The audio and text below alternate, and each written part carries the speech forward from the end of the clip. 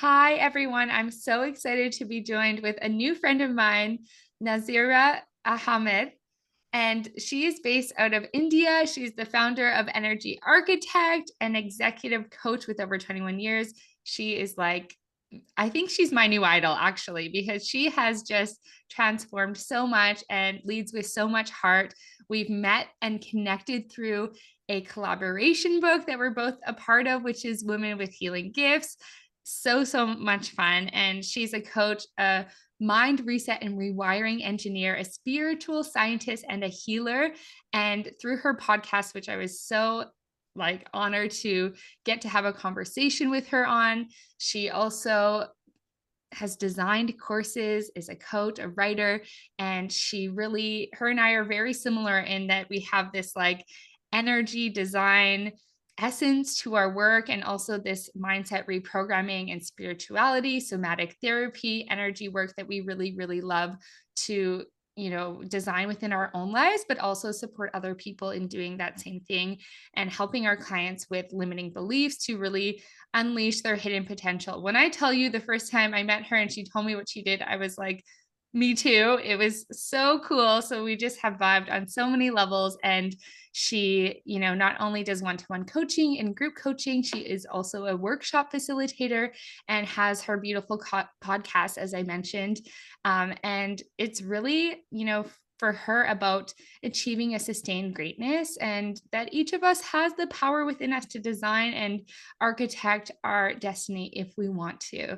So, welcome. I'm so excited to have you and see where our conversation goes, because I know it's going to flow and just it's going to be the best time. So, welcome. Oh, Lauren, thank you. Those were very, very kind words, and it's such an honor to be here today with you. You're right. The last time we spoke, we left with some really nice memories, and I resonated a lot with what you stand for, and I think you got what I was talking about, and here we are. And it's such an honor to be here today. Thank you. Oh, thank you. It's, one of these things where I think this is a good starting point for us to just chat about is, we connected through this collaboration book, Women with Healing Gifts. And, it was something that for me, the beginning of this year, I wanted to set an intention of writing more and really creating space for my own writing practice. And when I set that intention and put that out into the universe, I had no idea that it would result in being a part of such beautiful collaborative pieces of writing. And to know that through that, I was so lucky to connect with yourself and so many other beautiful women is just completely lost on me, because it really is more fantastic than I ever could have imagined. And so, I just wanted to acknowledge that when we put our places in or put ourselves in these places and spaces to let go of an idea of what something might look like, even more beautiful things can open up for us. And I know that is, the essence of my work and your work. And so, I'd love to, maybe we can even, I would love to hear more about your own writing practice and how maybe I know how I ended up contributing to this book, but for yourself, what was that journey like to being I'm going to contribute, you've been a healer and sharing your healing gifts for so long, but to be able to share more about your story and write it and be a part of this book, what did that journey look like for you? Um, I'm really happy to say that it's at number one today. Uh, Hooray for that. Yay. But starting off, I'd have to say that it was very, very difficult for me because I was actually going back to a place that I wasn't sure if I wanted to deal with anymore. Mm, Um, it was something that I had kind of buried inside me. And I knew it was in there, but it was this thing that was like bubbling.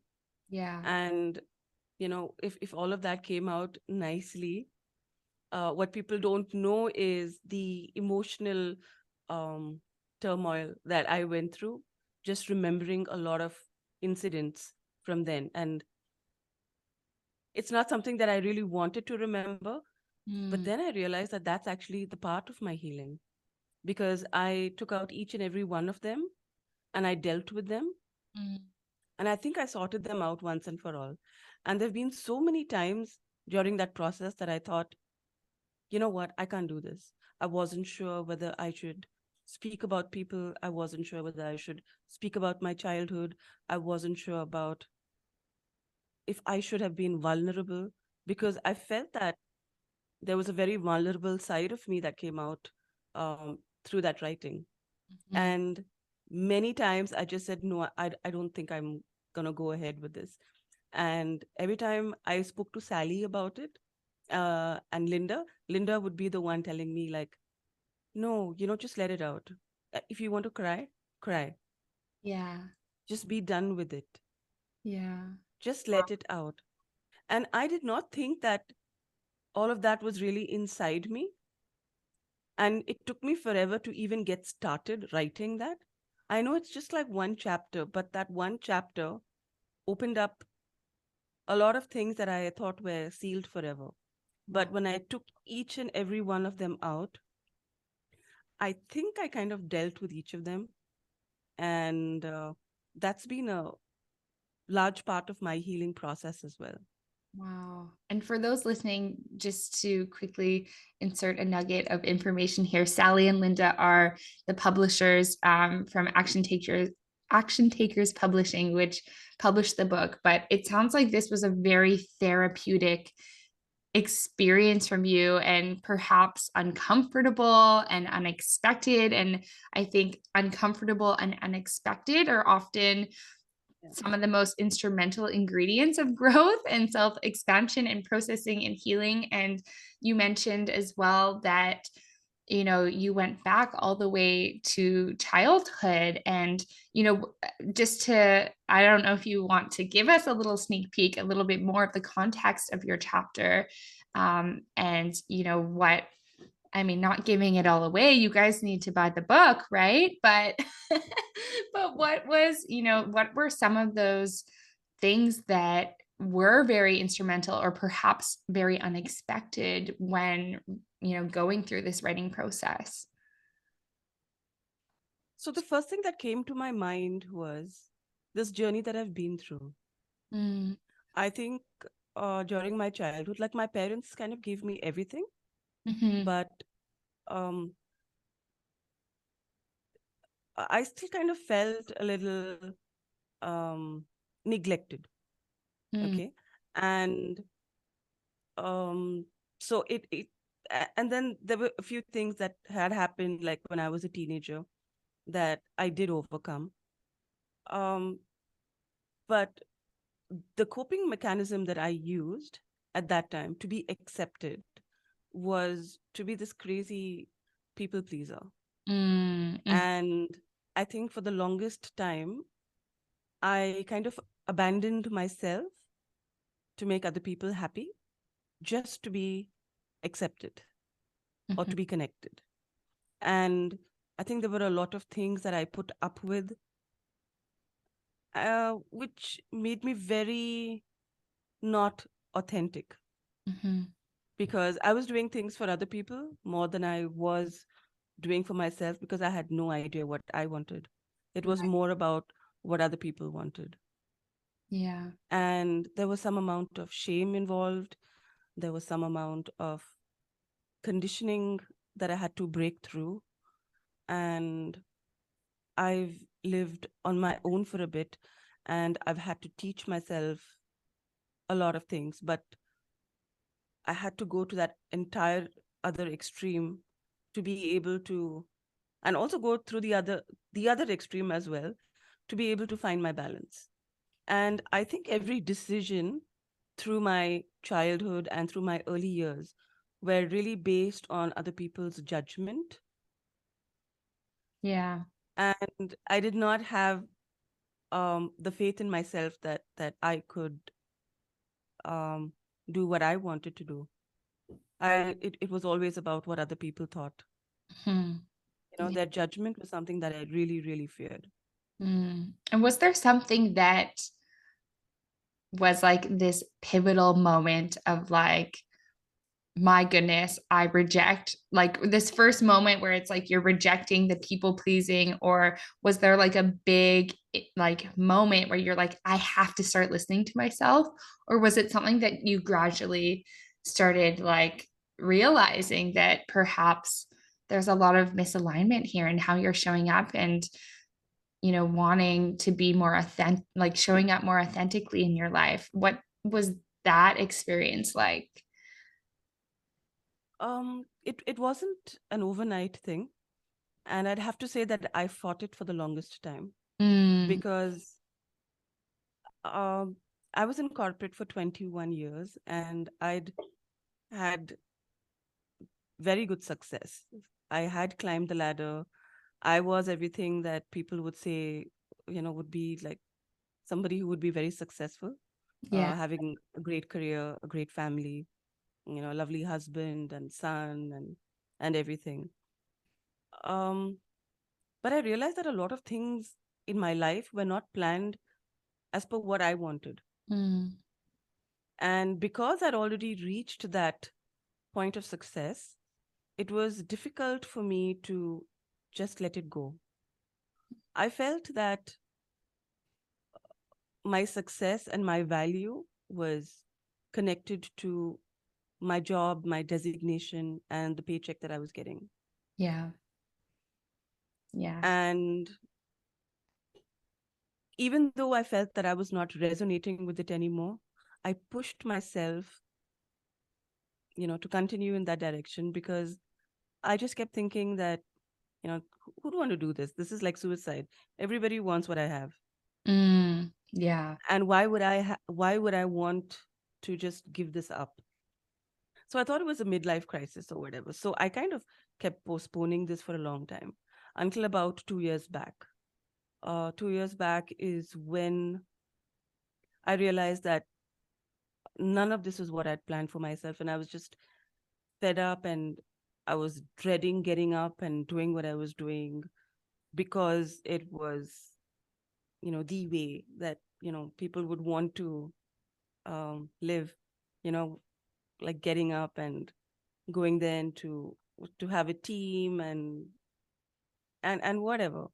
But I was practicing healing, but I thought like I would that was just a hobby. And this was about 10 years back after my son was born. I was like,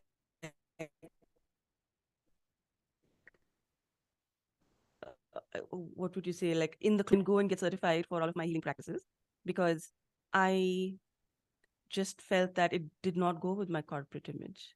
Mm, And then, in a corporate environment, it's like you're expected to be tough, especially if you're a woman, you have to be even tougher because there's just very few of you. And, pushing other people's dreams and not pushing my own dream, that is something that kind of hit me. So I was still questioning that, and I did not take my leap of faith, even though that had started. So I said, okay, fine, I'm going to study, and maybe it's just a midlife crisis. I'm going to study, and maybe I need to upskill or something. I don't know, and maybe it'll pass. That didn't happen yeah. until this voice just kept getting louder and louder. That yeah, maybe maybe it is the healing it just got so loud that I couldn't ignore it anymore. And I'm a certified coach. I started my coaching journey last year, and um I think after I finished that, there was no turning back. I knew that this is what I wanted to do, like till I want to do it, it gives me a lot of gratification. Wow. And it seems like, eventually it became this thing that you just can't fight off anymore. But I love how, even though maybe that confidence wasn't there to like completely quit that corporate job 10 years ago and just like full on lean into this, these healing gifts you have, you were still like doing it. You were still learning and expanding and exploring. And I want to hear, what were some of these first like practices that you began learning about all those 10 years ago? Um, so I started off with pranic healing, and pranic healing is um, it's an ancient science where you work with your chakras and balancing and cleaning the energies of the chakras.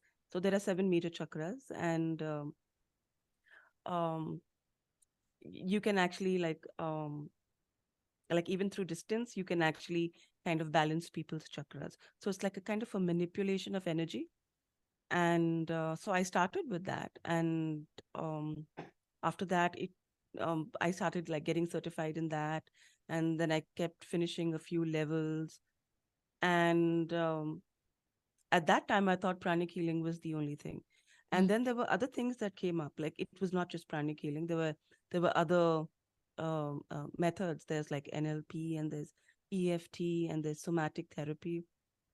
So all of these, like what I do is it's like a combination of all of these. What I do is I integrate them, and I apply it along with my coaching whenever it's required, for whomever it is required. Yeah, that's the beauty is there are so many tools that we can use and can continue to learn about, and just knowing that, even myself when I first became a hypnotherapist, it was like I think I was still putting myself in a box of like Yeah, I'm a hypnotherapist, and now it's like the way that my own practice has expanded, how that's expanded into working with clients, whether it be, you know, also sharing somatic practices with them, or different tapping techniques, or you know understanding a bit more. And I'm still learning through this, is just like how within the chakras we can pick up on those different energies, whether it be shame, or where they live differently within our energy, within our chakras, but even just a different deeper level for me that I've been seeing such amazing results in my own mind, body, heart, ego, inner child. All those connections is just so impactful, and just all the different ways that we can really support ourselves and support others is just limitless, which is very exactly. That's what I wanted to say. It's like endless, because yeah. the more I learn, I realize that there's so much more to learn. It's Yes. like I'm just finding out that there are so many more ways and so many other techniques and methods. Mhm. And the way we do it as individuals, as healers, can look very different, right? Is learning these things and being able to with our own energies and our own wisdom, you know naturally, like doing things differently or tweaking them is like the ultimate authenticity as well, and being able to show up for those that we're working with. And so it's just so inspiring to hear this energy architect was born 10 years ago, not just 2 years ago. For you, right? It's just very cool. Yeah, you you could know say that. I want to talk about this name as well too, energy architect, because I love it. Love, love, Thank love it. And so how did you decide like this is how I'm ready to share with people and say like energy architect, that's what I do? Was that something that just like was an instant download, or was something that you over time were navigating to like figure out how exactly you could share with people what it is that you do for their lives? The story is actually pretty funny. So about I told you that I said I was going to go, and I went into this crazy study frenzy, and Right. so I had joined the strategic digital marketing course. Okay, uh, it's a post graduation course from Great Lakes, and we had to do these assignments for digital marketing, and this was my assignment actually. That's when that name came to me. I looked it up, I checked if anybody else had it, and then I was like, yeah, I'm gonna call it energy architect, because that's what I do. I don't have one method to really help with, through healing. There are so many methods, but the end result is to actually help people to design their destinies. Mm-hmm. to show people that they could take charge of their lives, and even if they've gone through so much of trauma or whatever it is, um, to not get stuck over there. That each of us has this power within us to be able to create this future and this life that we think we want for ourselves in a way we are designing it. And Mm. that is how Energy Architect actually started. I still wasn't serious about it. I thought, okay, that's a great name for that assignment. But that name just kept growing Yeah. on me. And I realized that that's exactly what I do. And nobody else has that name. And that's the name I fought for that name. Mm. I did. And it also I had sounds like to, it picked you as well, in the same essence of it. yeah, yeah, yes. I'd say yes, yes. It's so neat. And um, I know, like, within our realm of healing work, and once we're amongst other healers or folks who have perhaps, tried some of these different healing modalities and energy work, and, it can be a very understandable name or kind of way to present your work.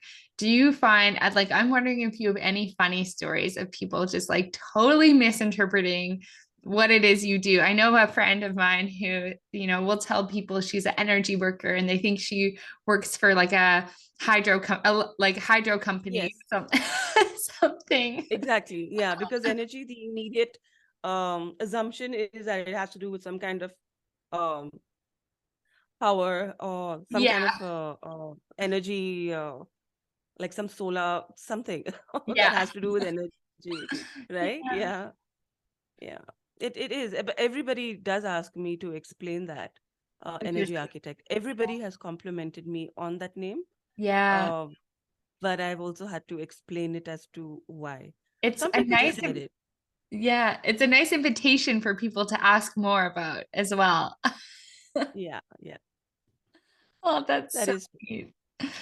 So, so neat. So, as we, like as you have told your story, in this book that we are both a part of, The Woman with Healing Gifts, which you mentioned is #1 bestseller on Amazon. Yay.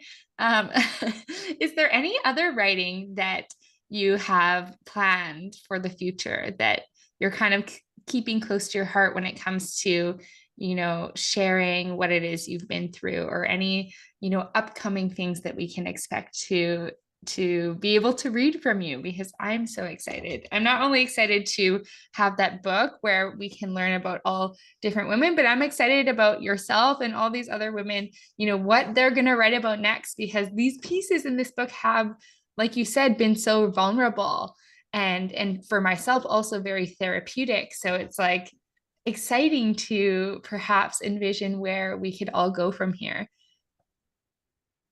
so.